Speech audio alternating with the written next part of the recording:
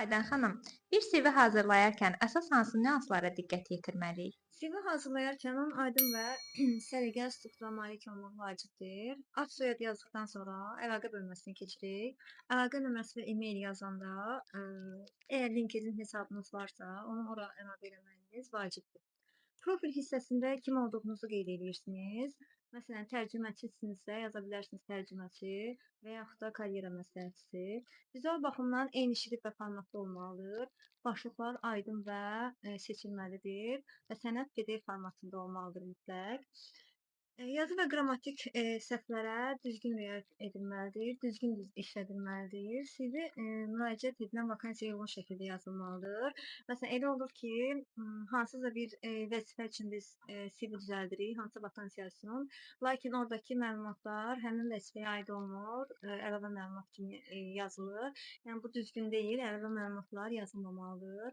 Real olmayanda işlədilmiş məlumatlar da yazılmamalıdır. HR'lar buna çox fikir verirlər. Təhsil və iş təcrübəsi bölməsi xüsusi ardıcıllıqlarla yazılmalıdır. Bunlar hansı ardıcıllıqdır? Məsələn, siz təhsil hissəsini yazırsınız.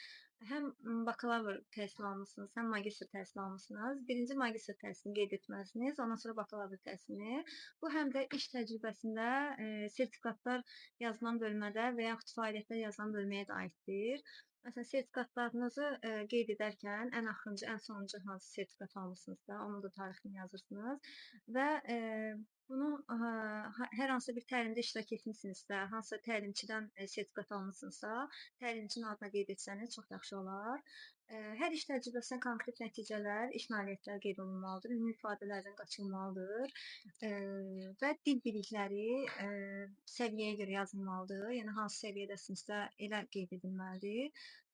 Keçək şəkil bölməsinə. Bəzi şirkətlər və xaricdə heç də vacib olmur şəkil yerləşdirmək, lakin Azərbaycanda şəkil yerləşdirmək yaygındır. Bunu biz necə edə bilərik? Ya professional şəkil olmalıdır, ya arxası ağ fonda və yaxud da ki, 3-4 formatlı şəkliniz varsa, həmin şəkil qeyd olunmalıdır. Nəhayət, CV-ni oxuyan şəxsin onu tez rahat anlaya bilməsi üçün hər şey konkret, səliqəli və məqsədyönlü olmalıdır.